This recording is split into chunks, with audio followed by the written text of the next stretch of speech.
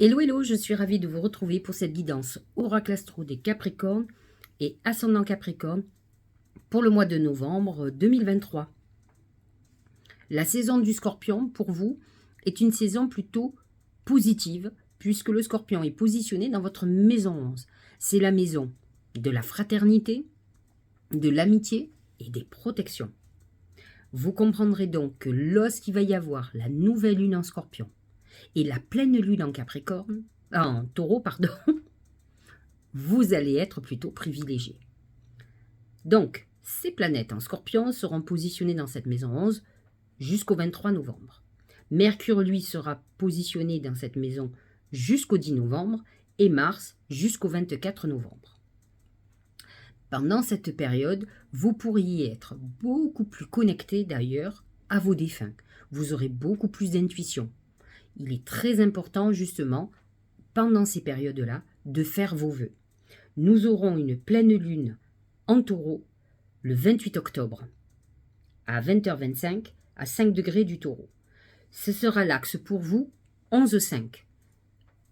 11 pour le soleil en Scorpion et la lune en Taureau dans votre maison 5 qui va être activée, réactivée, amplifiée au niveau de ses effets par Jupiter. Donc c'est un moment clé pour faire vos vœux ce 28 octobre. Ne le laissez pas passer parce que cette maison 5 est une maison de chance, maison pour l'amour. L'axe 5-11, c'est justement l'axe de la relation, des amitiés, des gens qui pourront vous aider. C'est un moment déclencheur. Vous regardez ce qui va se passer et surtout faites des vœux. C'est le moment de vous reconnecter. Vous serez de toute façon jusqu'à fin novembre, vous serez hyper connecté à vos défunts, à vos guides. Vous aurez beaucoup plus d'intuition que d'habitude. Lorsque le soleil va passer en Sagittaire à partir du 23 novembre, il va se positionner dans votre maison 12. C'est la fin du cycle. Vous allez préparer votre renaissance qui arrivera en décembre.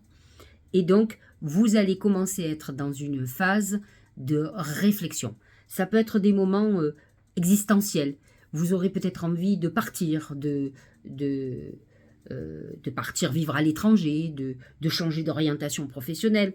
Il faut dire que Pluton est quand même encore dans votre signe jusqu'au début d'année prochaine et il termine sa course.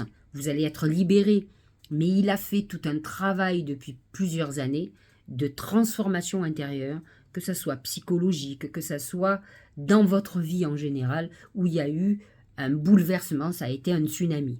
Mais dans tous les cas, Pluton vous a amené à une réflexion sur vos ambitions, sur la vision que vous avez de votre vie, de votre manière de travailler, de ce à quoi vous aspirez.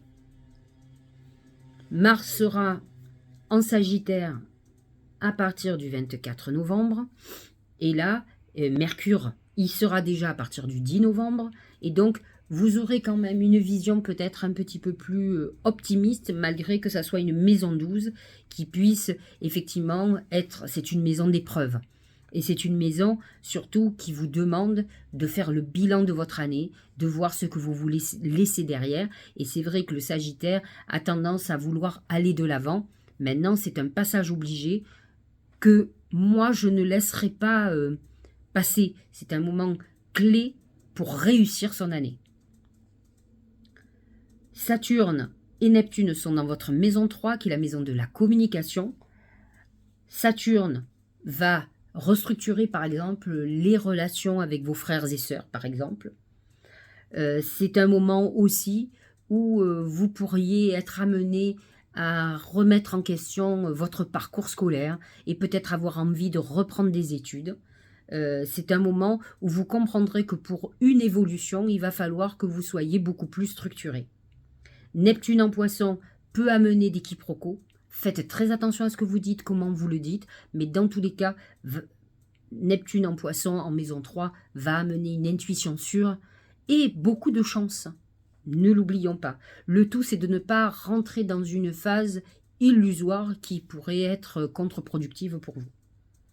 Le nœud karmique en Bélier est positionné dans votre maison 4 et va toucher particulièrement tout ce qui concerne la famille.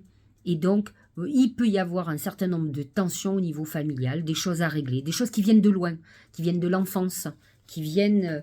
donc, il va y avoir ce genre de tensions pour tous les Capricornes et les ascendants Capricornes. Je vous l'ai dit, Jupiter et Uranus en Taureau sont positionnés dans votre maison 5, c'est la maison de l'amour. Jupiter vous ouvre la possibilité d'une rencontre amoureuse très importante.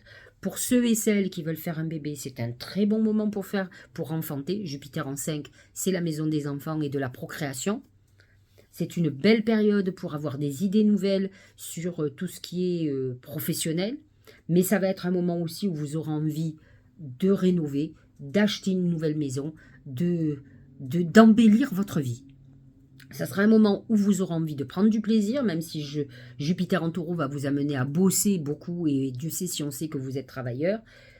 Uranus dans cette maison 5 peut amener une rencontre imprévue, comme une rencontre liée au net. Uranus représente les technologies nouvelles et pourquoi pas Internet. Vénus en Vierge est bien positionné pour vous puisqu'il est dans maison 9, vous donne une rencontre amoureuse dans un contexte original, ou en tout cas pas obligatoirement celui dont vous avez l'habitude. Ça peut être en voyage, ça peut être beaucoup de choses très différentes par rapport à votre vie habituelle. Vénus ensuite, à partir du 9 novembre, va passer en Balance dans votre maison 10, qui est la maison de la carrière professionnelle, de la réussite sociale. Nous avons la pleine lune du 27 novembre qui sera en Gémeaux, qui sera dans votre axe 12-6, qui est l'axe de la santé. Donc, voyez ce qui va se passer à cette époque-là, ce qui va être mis en lumière au niveau de votre santé. Et surtout, cette nouvelle lune en Scorpion, dans votre maison 11, ne la loupez pas, 13 novembre, faites vos vœux, c'est un bon moment pour vous. Alors, nous allons regarder maintenant les oracles, ce qu'ils ont à nous dire, s'ils sont en accord avec les astres. Ça va nous permettre d'avoir un petit peu plus de précision pour votre mois. Premier oracle, c'est le palais, c'est la famille. C'est ce nœud karmique dont je vous parlais tout à l'heure en bélier qui est positionné dans votre maison 4, qui va mettre en exergue le côté familial. Ce peut être parce que vous êtes dans une période de succession, par exemple, de partage. Ça peut être sur des sujets où on doit prendre des responsabilités pour quelqu'un de la famille. Ça peut être un moment où on veut, par exemple, changer d'habitation, vendre un bien. Ça peut être un moment où on s'est séparé, on vend, on rachète. C'est un démembrement certes de la famille, mais en tout cas, c'est une transformation au niveau du cercle familial et de nos routines familiales. Donc, c'est ça qui va être en exergue, d'autant plus que le nœud karmique amène une notion importante qui vient du passé, de quelque chose qui était très latent. Alors, il est possible aussi, ce mois-ci, que un bien immobilier, un achat de local, professionnel par exemple, soit au centre de vos préoccupations. En tout cas, c'est la maison, c'est un bien, c'est ça qui est en avant. Au niveau professionnel, c'est le fer à cheval. Le fer à cheval représente le coup de chance. Vous êtes dans une période chanceuse financière. N'oublions pas que le signe du Scorpion représente tout ce qui est financier. Il est positionné dans votre maison 11, qui est une maison chanceuse. Comme je vous l'ai expliqué, la nouvelle lune du 13 novembre va être très importante, comme la pleine lune du Taureau, encore plus, du 28 octobre. Quand vous aurez cette vidéo sera en ligne le 23 octobre, vous aurez quelques jours pour préparer votre pleine lune du 28 octobre, car elle va être positionnée, certes, dans un axe qui est lié au relationnel, mais elle va toucher deux signes astrologiques, le Taureau et le Scorpion, qui sont tous deux signes financiers. Donc, effectivement, vous êtes dans une phase financière intéressante, et il faut savoir que le fer à cheval, symboliquement, représente la lune. Il est en forme de lune, il représente la loi d'attraction. Donc, cette pleine lune du 28 octobre va être hyper importante pour faire des vœux financiers. Vous pouvez le faire sur l'amour, puisque c'est l'axe 11-5, l'axe de relationnel et amoureux, mais c'est surtout un axe d'ordre financier. Donc, si vous avez besoin d'investisseurs, si vous cherchez de l'argent, un prêt à la banque, Si vous voulez récupérer de l'argent, si vous voulez accroître votre clientèle, c'est le moment de faire des demandes. Ce 28 octobre, c'est le bon moment pour vous. En tout cas, dans tous les cas, vous êtes dans une période chanceuse. Jupiter est positionné dans votre maison 5. On ne peut pas espérer mieux. Jupiter en taureau qui apporte l'abondance financière dans la maison 5, le côté chanceux. Au niveau de l'amour, c'est la grenouille. La grenouille apporte quelque peu de la tristesse. C'est une phase de transformation par rapport à l'amour. Malgré que Jupiter soit dans votre maison 5, Uranus peut amener une soudaineté. Il peut y avoir des transformations dans votre vie sentimentale que vous n'aviez pas prévues. Et Jupiter peut à la fois amener beaucoup de charme, des rencontres ou une rencontre clé, mais peut être amener le côté justicier tranchant qui peut amener un divorce, une séparation brutale avec Uranus qui amène cette soudaineté. Donc la grenouille, elle est dans une période un peu tristounette où finalement elle est très en attente, elle est dans l'émotion, elle est dans quelque chose où elle est peut-être encore très fragile pour pouvoir s'engager dans quelque chose de sérieux. Donc, voyez ce qui se passe ce mois-ci. Peut-être avez-vous l'envie de l'amour, mais peut-être avez-vous avoir peur de vous engager. Et j'ai envie de vous dire que le Capricorne fait partie de ces signes qui ont une vraie carapace. Je dis souvent, alors c'est pas gentil, je dis que souvent les Capricornes sont des handicapés de l'amour. La passion leur fait peur. Je veux dire, ils ont besoin de contrôler. Donc, ils ont peur de l'aliénation à l'amour. Au niveau de la santé, c'est les étoiles. Les étoiles amènent une très belle protection. On a un amas de planètes en Sagittaire, mais le Sagittaire est un signe très optimiste. Dans une maison 12 qui peut amener beaucoup de réflexion, de turpitude au niveau psychologique, mais avec le Sagittaire, ça amène quand même quelque chose d'évoluant, une réflexion intelligente qui fait qu'on n'est pas dans la déprime. Là, les étoiles feront que vous aurez l'impression de comprendre des choses, d'être connecté et de savoir où il faut aller, de se savoir guider. Donc c'est ça qui est très intéressant. Donc j'ai envie de vous dire qu'au niveau santé, vous êtes tranquille. Vous regarderez quand même à la pleine lune du 23 novembre, lorsqu'elle sera en Gémeaux, parce qu'on sera dans l'axe de la santé, si réellement vous avez quelque chose qui se déclenche autour de ça, ou si vous avez une préoccupation sur un mal particulier, à ce moment-là, travaillez là-dessus et tout ira bien. Le dernier oracle, je vous l'ai dit, j'ai fait quelque chose de nouveau, j'ai rajouté le côté chance. Alors, comment la chance va s'exprimer pour vous ce mois-ci, comment il faut la travailler, et regardez, c'est la bougie, c'est la prière. On vous dit de faire des vœux, de prier, de vous connecter à vos défunts, et vous allez vous sentir guidé, c'est ce que disait quand même l'étoile, et vous verrez que l'amas de planètes en Sagittaire va vous aider à voir au-delà d'une situation actuelle et qui va vous permettre d'être très optimiste, d'avancer et d'avoir des coups de bol. C'est annoncé avec Jupiter en taureau dans votre maison 5. Si vous n'avez pas de coups de bol, je ne m'appelle plus Sylvie. Allez, voyons le Tao, ce qu'il nous dit.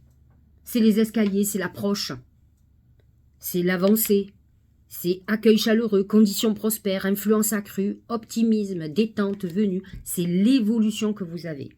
Alors certes, ces escaliers, ça peut être aussi des escaliers qui descendent. Vous savez, quand on est dans une période où on descend au plus profond de nous, c'est le côté psychanalyse, c'est un peu la maison 12, voyez. Mais fondamentalement, même si vous descendez dans le côté psychologique, c'est que vous êtes en évolution, vers une évolution spirituelle, une évolution mentale qui est très intéressante et qui est un passage obligé de toute façon. Vous devez faire ce bilan, vous devez faire ce travail. Et le faire, quand on fait les choses volontairement, on les fait sans souffrance. Et de toute façon, les escaliers représentent votre évolution vers le haut aussi, qui est une évolution, une progression de vos projets. Vous avancez, il n'y a pas d'obstacle, vous n'avez pas un mois bloqué, bien au contraire. Regardez, le trèfle à 4 feuilles, on a eu le fer à cheval, et là, le trèfle à 4 feuilles. Choisissez, croyez en votre bonne étoile. On a eu les étoiles. Et vous provoquerez la véritable coup de chance. C'est ce que je vous disais, cette reconnexion, ce Jupiter en maison 5, l'amas de planètes en maison 11, va vous aider sur 2 lunes, la pleine lune du 28 octobre, la pleine lune du taureau et la nouvelle lune du scorpion le 13 novembre. Vous allez avoir une très belle connexion, c'est le moment de demander tout ce que vous voulez et connectez-vous et vous allez voir que vous allez avoir des coups de chance. Et voilà, recevoir, ça veut dire ce que ça veut dire. Il y a un adage, enfin en tout cas dans la Bible on dit demande et tu recevras.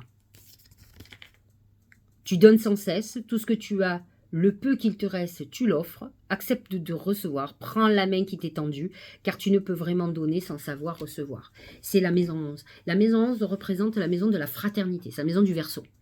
Elle représente la maison des amis, des gens, des coups de pouce, des pistons, des gens qui vont vous aider, de vos protections de défunts, de vos anges gardiens. Et là, on vous dit, tu as mérité de recevoir et tu vas recevoir. Donc, vous voyez que vous avez un mois de novembre exceptionnel.